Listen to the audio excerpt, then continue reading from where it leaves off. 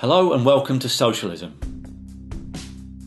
the Marxist podcast from the Socialist Party. What do young people need today and how can they fight for it? Last summer, massive young working class protests exploded around the world after the murder of George Floyd and other appalling incidents of racism and police violence. But it's not just these issues that angered young people.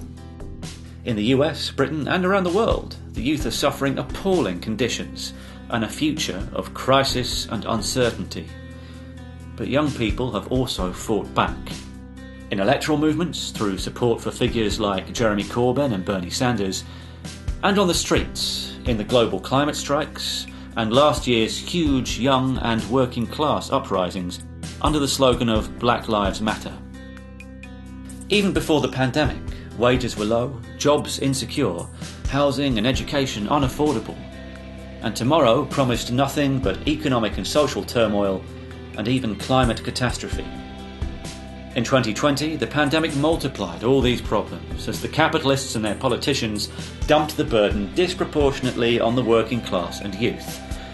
Young people on the streets were angry about racism, but they were also angry about all of it.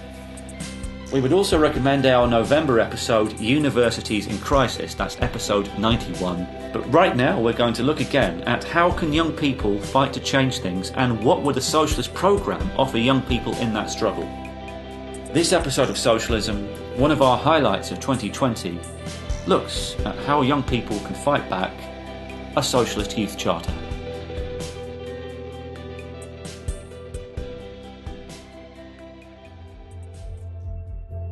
Hello B, and thank you for agreeing to record this podcast with me today. Hi Helen, you're welcome. How are you today? I'm good. Just so that everyone listening can know, I'm Helen Patterson. I work for the Socialist Party in London. And I'm B. I'm a Socialist Party member in Southampton. I'm a UCU activist. I'm a university student, so I'm involved in Socialist Student. Great, and we today going to discuss the youth charter the Socialist Party has produced, but also all of our work around young people after the coronavirus and after the lockdown, the struggles that we're all going to be involved in. But obviously another thing has happened very recently, and we've both been involved in the protests around George Floyd's death after he was killed by police in the US.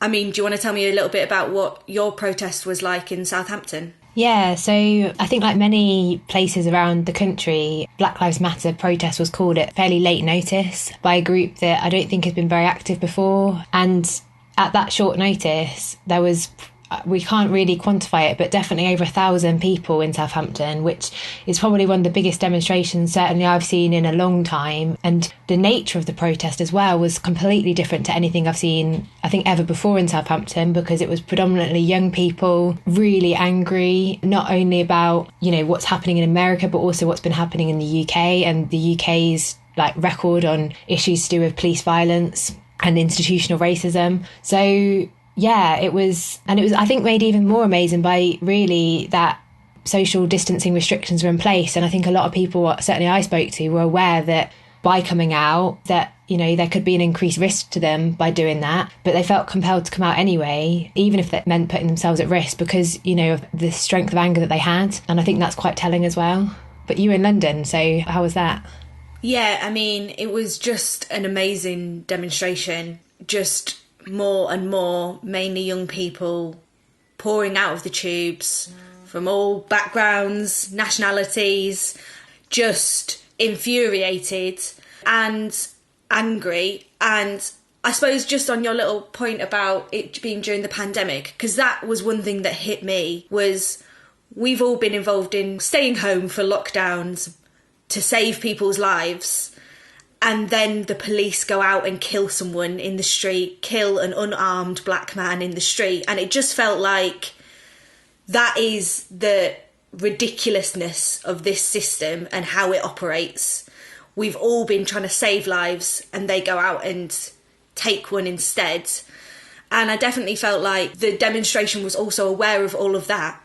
We were having lots of conversations with people about the levels of deaths in poor, mainly BAME areas, the increased risk, the high level of deaths by key workers who, again, many are BAME, and that is all because of racism, inequality, capitalism. This system, it is one that is vicious and was responsible for all of the things that people are facing. And we had amazing open mic. People were talking about other atrocities like Grenfell, and how that again was caused by poverty, by capitalism. And yeah, it was just an amazing demonstration to be part of as well. And I think that it's going to be a bit of a factor now. It wasn't just one demonstration. I mean, we've got 2 more in London at the weekend anyway. But I think that it will see our American comrades titled one of their articles about an anti-racism movement being reignited, and I think that is true. This could be something that builds a real movement against racism, inequality, capitalism, and it's all the things that we've had to put up with in the recent period sort of coming together in anger and solidarity. Yeah, absolutely. And I think for many people, it would have been the first demonstrations they've been on, and I suppose that effect isn't one which just goes away. You don't just go on one demonstration, have that experience of coming together with thousands of other people that are angry like you are, that are suffering like you are. So it poses that question of, where do we go from here? What do we do next? And I think a lot of people were talking about how since Black Lives Matter first kind of came to the scenes in 2014, we've had hundreds of people, mainly Black and Asian, be killed at the hands of the police. But also through the other things, like you said, in terms of poverty, racist violence, the deaths due to coronavirus. And we don't want this to be a movement which sort of, ignites out of anger and then dissipates again. It needs to be organised. And I suppose that's something which as the Socialist Party, we want to support and be part of. And so we have already started a little bit talking about the fact that, racism is rooted in capitalism, and all of the other atrocities that come with that, all the other deaths that come with it. And other people were talking about the fact that we've had to protest before against racist killings. And there were placards on the London demonstration as well that said, the UK is not innocent. And that's true. I've been involved in protests myself as well, outside police stations after, again, usually young Black men have died in custody or after contact with the police. So I do think that it's going to be a factor. And like you said, I think you're right. People were protesting for the first time, and being involved in that protest will have a big effect on people because it was a powerful, angry, defiant protest. It had a lot of energy, and I don't think that people want that to dissipate. They want to find a way to make sure that that becomes a lasting thing.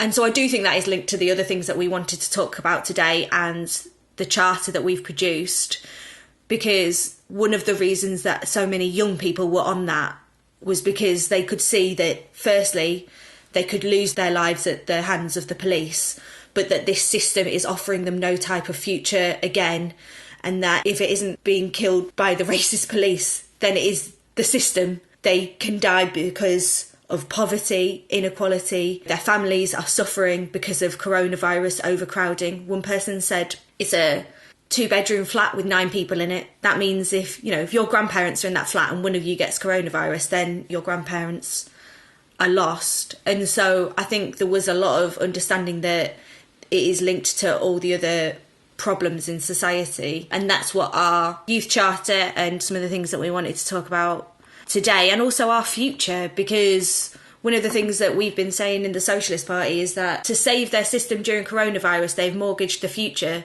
But that is our future. That is a future of whether we get to have a decent standard of living, a house, a decent job, or one of dire poverty, struggle every single day. That's our future that they've mortgaged. And that's what our charter is about, what we need to fight for, demands, ideas, and how we do it. I don't know if you want to say anything else on that. No, absolutely. I was going to sort of say, I think elsewhere in the podcast and on the Socialist Party Facebook page, we've covered, a bit about the sort of situation we find ourselves in terms of the developing financial crisis and recession. Also things like, the climate strikes and climate movement. And I think quite a lot of people are putting out there at the moment sort of the problems with the system, the problems that particularly young people might face in the next period of time. But I think what we're doing with this charter and what hopefully we can focus on today is the vision we have. We say that all of that misery is not inevitable. It is the government, and more broadly than that, the capitalist system, making us pay for their crisis, which they always do. And one of the things we were going to start on was talking about, what got us into sort of activity. And for me, that was 10 years ago with the trebling of tuition fees. And I wasn't actually directly affected by that, but I wanted to fight for all those coming behind me, because I could see that they were being asked to pay for what was then the 2008 financial crisis. And of course, they're doing the same now, because they're going to be allowing universities to continue to pay £9,250 a year fees, even if courses are online. And again, students are angry by that, because it's so blatantly obvious that once again, young people, students and the working class more broadly are being asked to pay with their own livelihoods, conditions at work and conditions at home for the cost of what is a capitalist crisis. And so I think our charter is putting forward that this isn't inevitable. There are solutions. We don't have to have a life of poverty and misery and no future. We can have one that we can look forward to and where everybody can flourish. And obviously, I think that's hopefully what we can get out of today. Yeah, for me, it was definitely graduating from university, and the economic crisis had just hit a few years ago, and coming out of education into a world of poverty jobs, of poverty pay. All of my friends were either living at home, having to move back to home after university, or living in tiny, dark, damp rooms in shared houses. And just after I left university, applying for jobs after job after job, but all of them like minimum wage, or very proud of the fact that they were like 5p above the minimum wage. That was all that I could really find. Trying to get apprenticeships, but there not being enough of them, and paid so little I had to even think about if I could afford it. And then when I did get a job, it was on a 0 hours contract. I remember actually it was in a pub, and the person who was doing my interview said like, oh yeah, from now on we're only accepting graduates to work in a pub pulling pints. And I was like, why? And he was like, well, there's so many people applying, we can impose that rule and we still got enough people, so we're just going to employ graduates because we think that they're going to turn up on time. And I was just like, this is ridiculous, this situation. And then it was a 0 hours contract, which wasn't really explained to me at the time. They were like, oh, it's flexible, so it's really good for you. And I was like, I don't need flexibility. But even the people who did need flexibility, there was a woman who had kids there, there was another person who was still a student. They weren't able to turn down shifts, so it wasn't really flexibility. It was completely you at the behest of the employer. And that had a big effect on me about, is this how we're all expect to be treated? I'm going to work every single day, or as many days as I could, as many days they give me hours. I'm barely getting by covering my rent, covering my phone bill. And, is this how we're all expected to get along? And then you see, the sort of wealth at the top of society, and you just think, we're the people that are really working hard. And okay, I was pulling pints, but it makes me think now about all the key workers who are on the same conditions that I was on then, the same pay. These are the people that clean the hospitals. Well, that's what we need to happen to stop coronavirus. That is like one of the most vital jobs in the world right now, and they get paid poverty wages and struggle the same way I was struggling, and are on 0 hours contracts or work multiple jobs. Even that in the care sector, they've said, has helped spread coronavirus. They have set this system up to fail our generation and people during this whole crisis. And it is all following on from the last economic crisis, the impact of it, Yeah, absolutely. I think that's it, is that we're not going into this one from a good place. People are already, in adequate housing, on insecure and really exploitative contracts. And when you say about employers always say that, don't they? Oh, it's flexible for you, which is really good. Well, it's not flexible for the worker, it's flexible for the employer. It means that they are able to cut costs. They can try and maximise how much work they get out of people, because people are desperate for the work, increase competition between workers. It's all on their terms, it's not on ours. We were going to talk about our charter, but I think before we did that, one of the things we wanted to talk about, not that we're asked this very often at the moment, but our vision and our demands about pay, jobs, training, education, housing, and fighting against oppression. People sometimes would ask us, well, okay, that's great, but, how are we going to pay for that? And I think we're asked that less at the moment, because it's very clear that the wealth exists in society. Since the coronavirus crisis started, billions has been, handed to big business in order to kind of prop them up and save them. But at the same time, they've announced a pay freeze for nurses and other sort of attacks on the working class. So I don't know if you've got anything more to say on that. Yeah, I think you're right. I think in a way we are getting asked, how do you pay for all these brilliant things, the demands that you've got? We're getting asked it less now because it's clear the wealth that does exist in society. It sort of pales in comparison when you've been on a campaign like, oh, how can we afford to keep your 7 libraries open? The council's broke. And then you see the amount of resources they could pull together for the furloughing. They're essentially printing money, in the States, handing out all those checks and things like that. And I think the other side to that is also that people know that those are rich in society, but who does the jobs? Who makes the world go round? It's ordinary people. It's not the wealth creators, as sometimes they get called, because they don't do that. They don't make anything.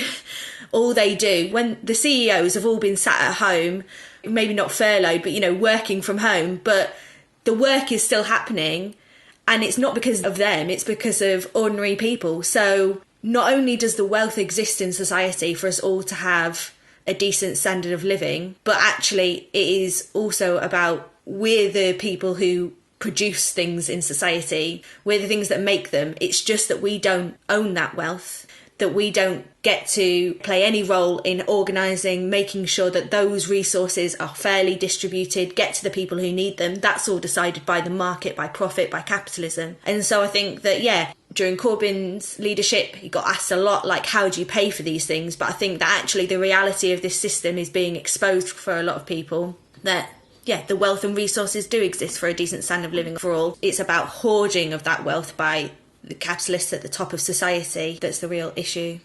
Absolutely. And I think the coronavirus crisis as well, it leads people to question, like, what is it that we're doing as a society? What are our primary responsibilities? Like, what is the mark of a good society? Like, as humanity, what are our aims, I suppose? And capitalism and its logic makes you think it's all about the economy and the importance of profits. And obviously, in our current society, we do need to produce things so that everybody's got what they need. It's not saying that it's not important at all. People do need work. But actually, our priority should be ensuring that everybody in society has decent health and access to healthcare, has decent housing, basic shelter, has the opportunity to develop themselves through an education, and has opportunities to be able to contribute meaningfully to that work of society, either through producing things in terms of goods or in terms of contributing to the running of society through like public services. Like, I think coronavirus for me particularly has highlighted that.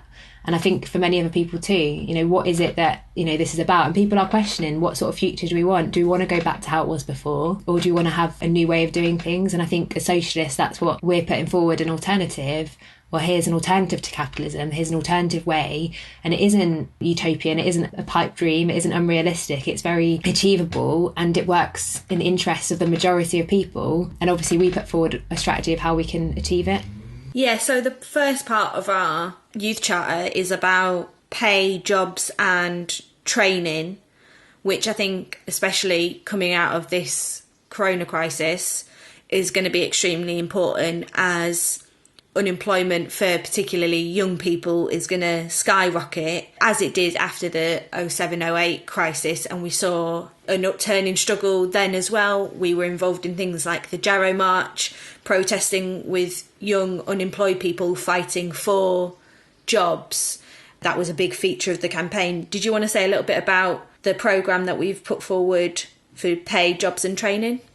Yeah, definitely. And so obviously we're not going to have time to go into all features of the bits we're covering today, but the charter is available. We'll share links in the show notes for people to read. But fundamentally, I suppose in the immediate term, one of the demands we put forward is about opposing all job cuts.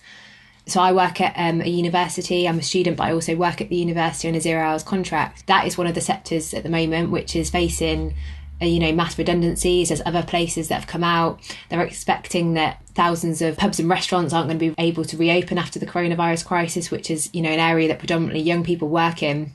And so what we say is that we oppose all job cuts, and that we put forward a number of demands as to how that can be achieved. One of the things is that we demand that companies open up the book so we can see trade union scrutiny, of their finances, to be able to look and see, well, where can jobs be protected? So as an example, in the universities, some of the universities are continuing to do these expensive vanity projects, these big building complexes, at the same time as they're making casual staff redundant. Well, we say that that should be put on hold. At the moment, the priority is protecting people's jobs. But equally, we put forward in situations where there is a loss that actually these companies, including the universities, should be properly nationalised. What we mean is it's put under workers' control through public funded, so ran as a public industry, but put under the control of the workers there so that they can work out what the priorities are. And it might well be that some companies need to produce different things in the period of time. But like we've said, there is plenty of things that are needed in society at the moment. For example, ventilators, PPE, all of these things, some companies that currently are saying that they're, having to make people redundant could be organising around. So, firstly, we oppose all job cuts. We also oppose poverty pay. Our demand is for a minimum wage of £12 an hour, and hopefully as a step towards a real living wage of at least £15 an hour, but also getting rid of the awful and exploitative youth rates, which means that people doing the exact same job but that are younger are getting paid loads less an hour. And apprentices can be paid as something as little as, I think, £3 something an hour. So, we say scrap those. Similarly, we say that benefits should be increased to the level of the national minimum wage without youth rates delays, because people are unfortunately going to be on universal credit in this period of time. And we know that that is a system that puts people in poverty and unable to live. And obviously another major thing is about the sort of work that people are working on, like you mentioned. You were on a 0 hours contract, I'm on a 0 hours contract. When we talk about jobs, we want to have secure jobs where people have got, rights at work. So we say about scrapping 0 hour contracts, ending the super exploitative nature of the gig economy, where a lot of young people are having to find work at the moment, that all workers should have trade union rates of pay, employment protection, sickness and holiday rights. And one of the things the coronavirus has highlighted to many people is that thousands of us, millions of us, don't have those protections. I don't have that protection. If I'm sick, I don't get paid. And whilst maybe some of us have realised for a while that that was a problem, you kind of do what you can, get the work you can. But I think what this moment highlights is that why should that be the situation that we're all in? Like, we should be able to have those basic rights. Right at the beginning, actually, of the pandemic and the lockdown, there was a bit of a demand, wasn't there, as well, of no going back, because we've had, for coronavirus, sick pay and things like that brought in so that you can isolate, and there's been loads of pressure to make sure people have pay when they're isolating. And really, a lot of the demands that we're putting forward are things that, some of them are rights that we've lost and can be fought and won again.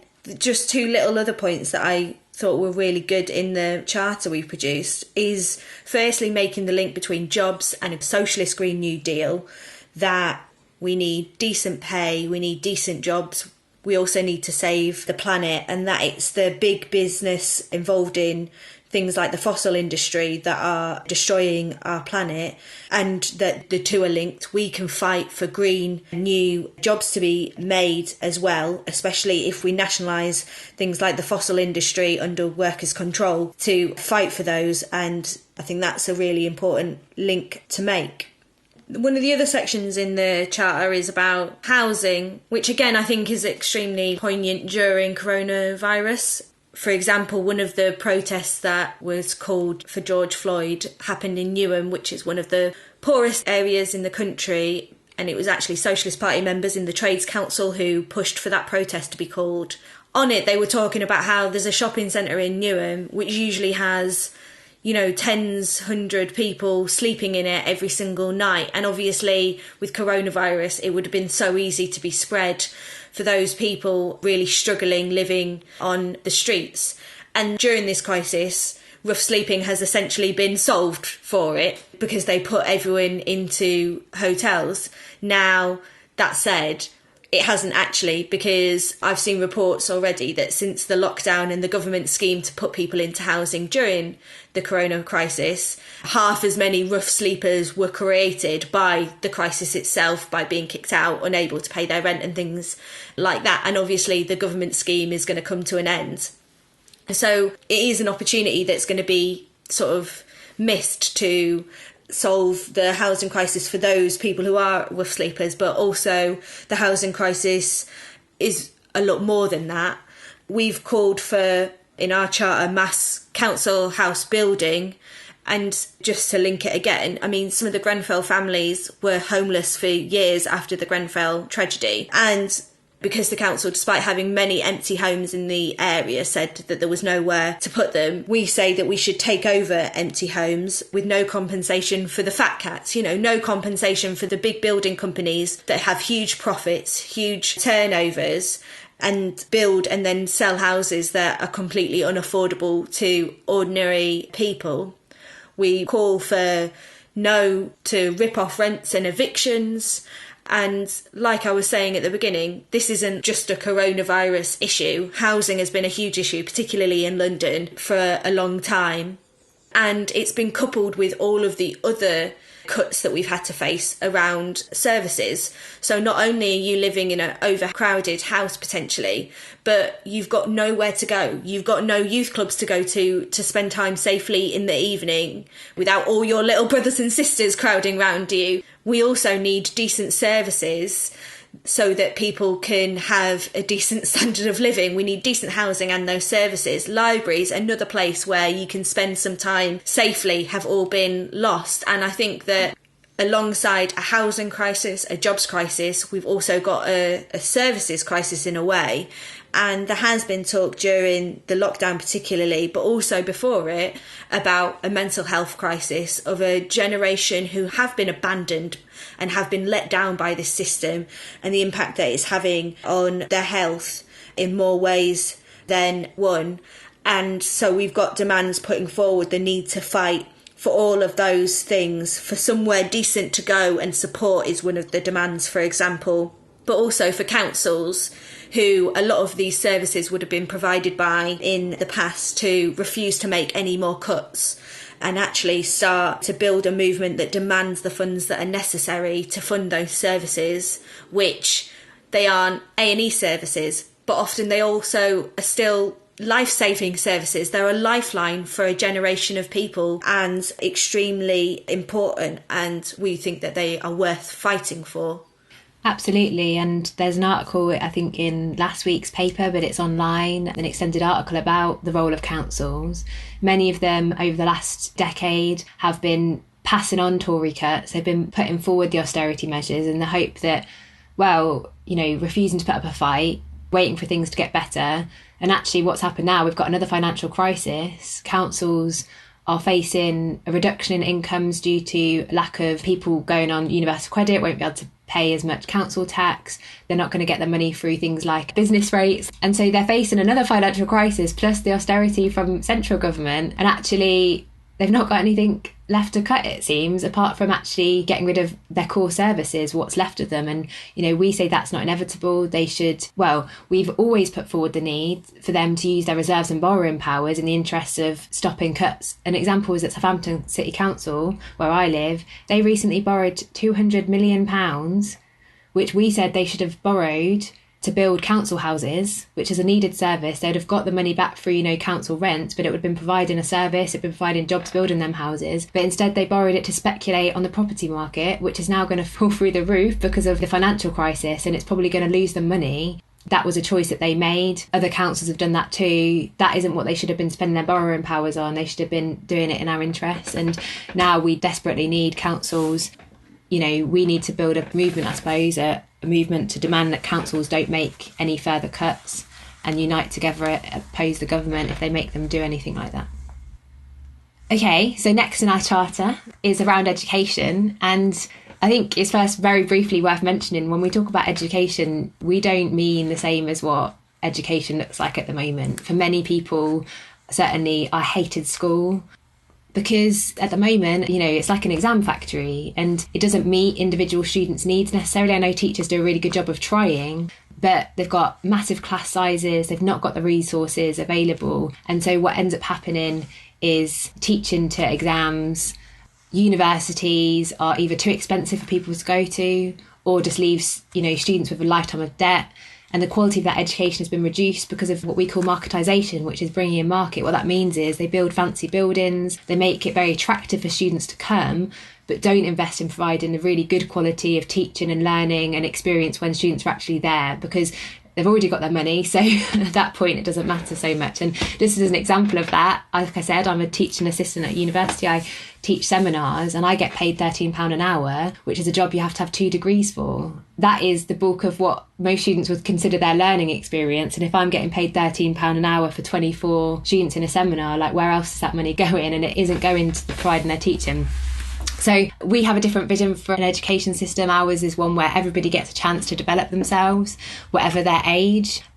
And we've got obviously demands in our charter about what that should look like. So first and foremost, we put a demand forward for free education across the life course. And that means scrapping tuition fees, but also college fees for adult learners. We say that all student debt should be written off and we should replace student loans with genuine living grants for all students, not only in higher education, but also further education. One of the things that the coalition government got rid of in 2010 was the educational maintenance allowance, which gave an income to students that were of college age, sort of 16, 17 and 18-year-olds, so they could continue in college when maybe their families couldn't afford for them to, so people on a low income. We also campaign and demand publicly funded education system. Again, that means by making education free, that means, well, who's going to pay for it? Well, we should all pay for it through publicly funded services. And the higher education funding crisis, which we've not really gone into today, but there's plenty of stuff in the Socialist newspaper and online about this, highlights that the funding system has completely failed. The university funding crisis at the moment, which is going to threaten thousands of jobs in the sector, is entirely caused by the tuition fee system introduced by the coalition government. We say it should be publicly funded and therefore we should kick big business out of education. And that's not only, again, in higher education like universities, but also the academies, all the maintained schools that aren't controlled by local authorities anymore and have got business involvement. They should all be run publicly, but also democratically, because we've said a few times now, students, staff, teachers, school pupils, we understand about what it is that we need, the kind of education we want and the best way to deliver it. But at the moment, who stands in the way of that is the market model, yes, but also the government and the curriculum that's imposed on all of us. So we say that we should have a say in what we learn, that the national curriculum should be opened up so that it can be developed by pupils, parents and teachers collectively rather than imposed by the government. And yeah, ultimately all of these demands we put forward are about giving young people a genuine opportunity to fulfil themselves, whether that's in academic study or vocational study, but their education should be linked to being able to then later access well-paid and decent jobs or training. Like you mentioned, so many graduates, I think a third of graduates go into non-graduate jobs. And obviously some graduates might want to do that, but the majority of people that go to university do it in the hope that it's going to improve their life chances, and it doesn't have that effect at all. But equally, you shouldn't have to go to university to be able to secure a decent job. So education is about being able to develop yourself, give yourself the best opportunities in life. And at the moment, too many people are excluded in that process and aren't given the sort of education that they need. And these are some of the demands that we put forward that would be a starting point for changing that.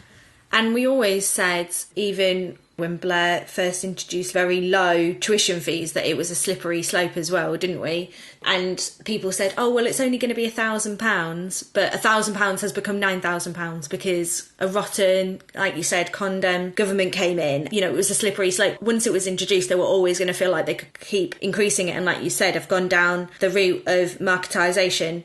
The other thing that I was just thinking about is, it really does say something that so many teachers who have just become teachers, people who've just finished their training, leave in the first year or after the first year. It really tells you something about the education system that we've built, that the pressure's so much they don't feel able to continue despite the years that they've been in education to become teachers, and probably have wanted to become teachers because they want to help young people learn. I think, it does say a lot that people are leaving so quickly the profession.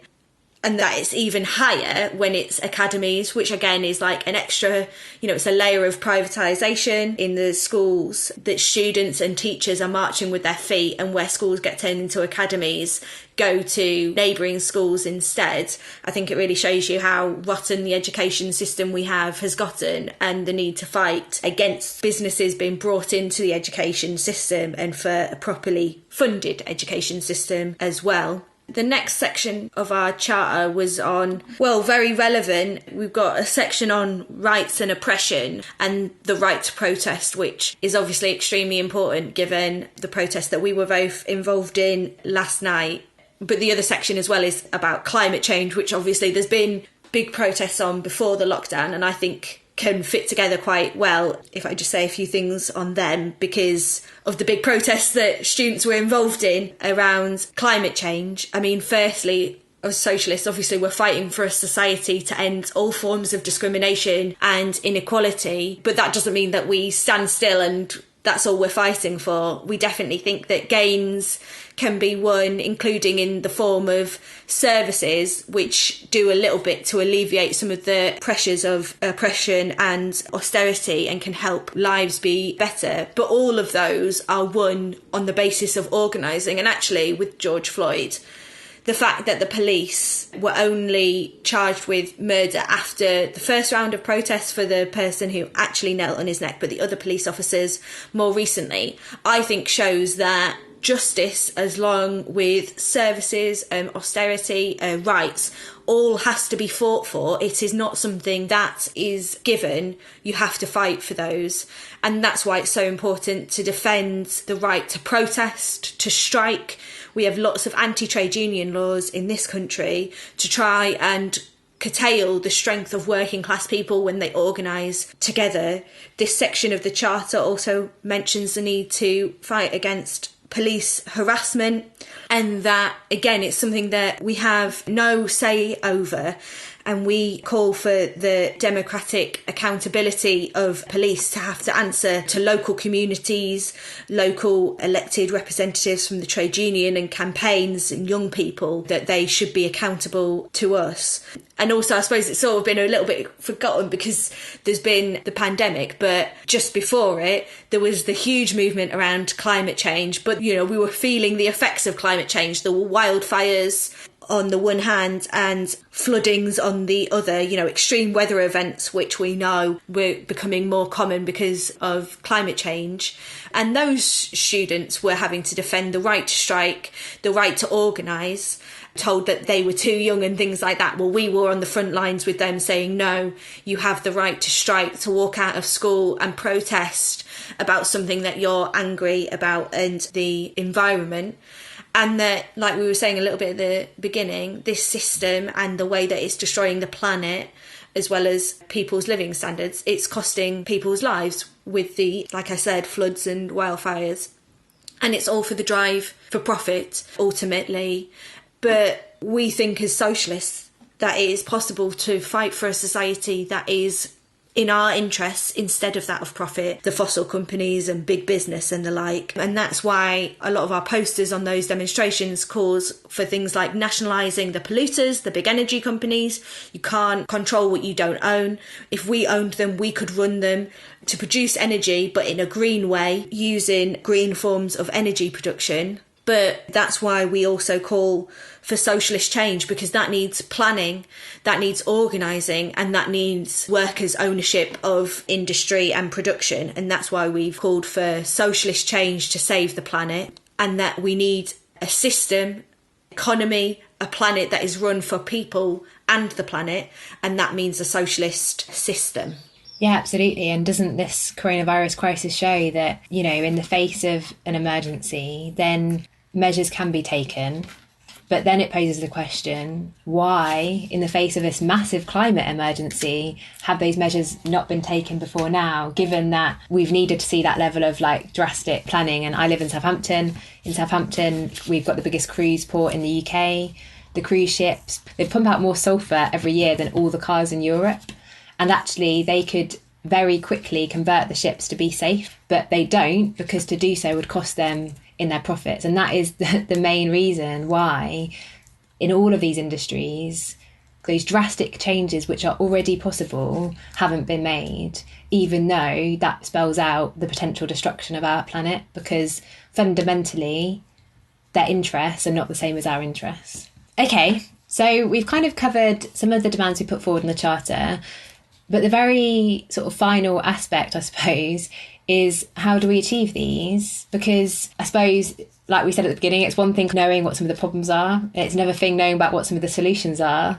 But how do we get from there to actually achieving them? And that's a big part of what we do as a Socialist Party, is not only to discuss the problems or talk about the solutions, but we want to be active in changing things and being part of doing that. So one of the ways that we do that is talking about the need for organisation, because as individuals, we're very limited as to what we can achieve. And it can also feel, I suppose, as individuals, like the weight of all these problems can feel like a lot. It can feel like it's too much for any one person to handle, which it is, I suppose.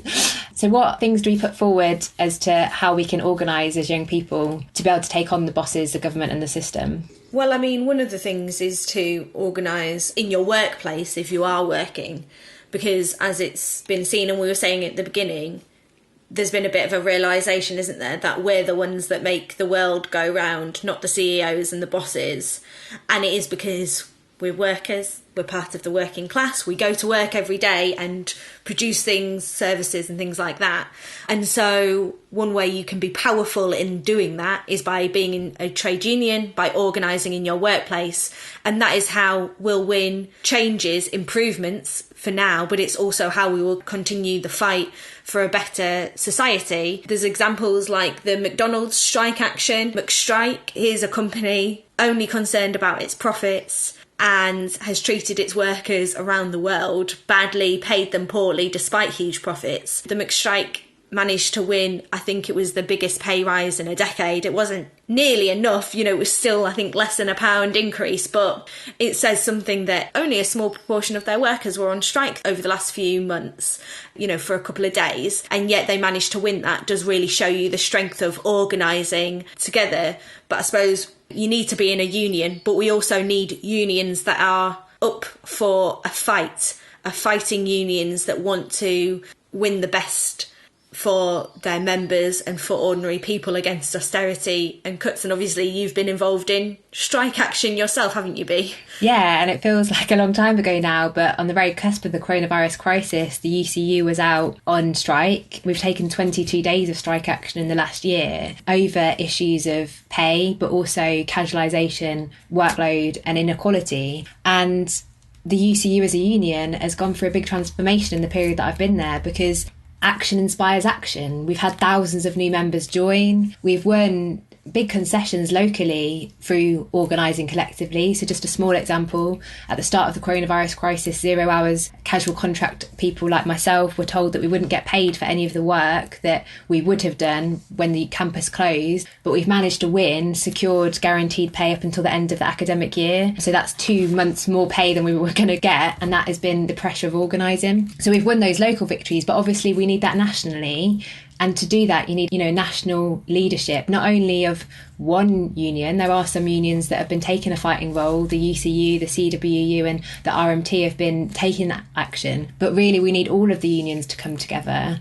Particularly in higher education, we talk about all of the education unions coming together in defence of the sector at the moment. We shouldn't be organising separately, because when we do that, when we do all come together and fight, amazing things happen. One of the things that happens is that you realise that you've got more in common. One of the things that happens on the picket lines is that you start speaking to other people, realising that you've got the same problems. And interestingly, in 2018, when there was the pension strikes, that in many ways was the catalyst for then the casualisation strikes now, because everybody got together and realised that their conditions were similar, that everyone was struggling, they were overworked, and we're inspired to do something. So that's one thing. But also when you stand together, you realise, like you said, we're the ones that run society. And if all of the unions collectively took action, they do pose a situation where we can challenge that. Who does run society? The unions would be in a position where they decide what opens, what doesn't, and what services are provided. So yes, we need unions, we need people to join a union, but we also need to fight for them to be a fighting union. And that means struggling to have good leadership and representatives, and that they're held account by the membership so that they can be pushed forward in the direction that members need them to be. And really, students need to be organised in a similar way. There's been the amazing climate strike protests. There's been walkouts in the past against the Iraq war. There was walkouts against the war in Syria. I think those previous movements show what can be built amongst young people and students, particularly when they're angry and can see that this system is not operating in their interest. It's got its own imperialist interests, its interests in war and destruction rather than creation and for people's living standards and things like that. Yeah, there's 2.3 million higher education students and a further million FE students, and that doesn't include school students. If you think about if those students were collectively organised with structures that could enable them to mobilise, at the moment the NUS doesn't play that role, but if there was such an organisation, it could have a really powerful impact. And even more so, if the students' union was to stand with workers, that would be very powerful. Yeah, and actually we got really let down by the NUS during the tuition fees movement. I was involved in protests of 50,000 students in the streets, and there wasn't the organisation, the leadership, the sort of pulling together of all students in a movement that was capable of tackling that government at the time, and that could have been built. But I think that we've had, nearly another decade of austerity, cuts, attacks on our living standards and the pandemic since then, and we can see all the beginnings, or have seen in the past, these movements and the possibility of them, and actually we're in a possibility of those movements being much bigger, much angrier, much stronger and better organised, because people can see that that is what is necessary if we're going to tackle this government and the system. So I think that going forward, all of those movements, campaigns and that level of organisation is even more possible, but we do need people who are willing to be part of that and want to pull together at their school, at their college, university or in their workplace with the aims of organising as a force to be reckoned with. And that needs also then a programme. And I was just thinking back about, we've just produced a special edition of Socialism Today, our monthly magazine, on the lessons of the Corbyn experience. And they are terrified when we organised.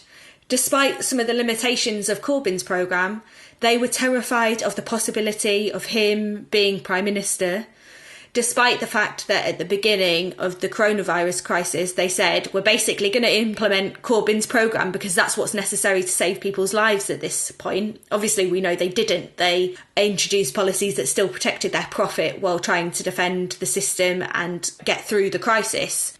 Yeah, I do think it shows the fear of when we're organised. And one of the things that the Socialist Party said throughout Corbyn's leadership was that in a way, there were some limitations with his programme, but it was inspiring that people wanted to talk about socialism and a fighting programme again, and that the capitalists were terrified not of Corbyn and his programme per se, but the kind of anger and the kind of movement that could be ignited by him winning the leadership at first, but then also an election, because it would make people think that now was the time to fight for genuinely demands and policies that stood in their interests, not in profits. And that was a threat to their system, their profits, their wealth, and us demanding that, it was shared and that people had a decent standard of living. And really, the very final part of our charter is about socialism. And we've been sort of in each of these sections talking about socialism, the need for socialism to have a genuine education system that works in people's interests, that we have to kick profit out of the fossil fuel industry if we're going to be able to genuinely save the planet. All of these issues are linked to the fight for socialism and the need of working class and young people to unite in that struggle.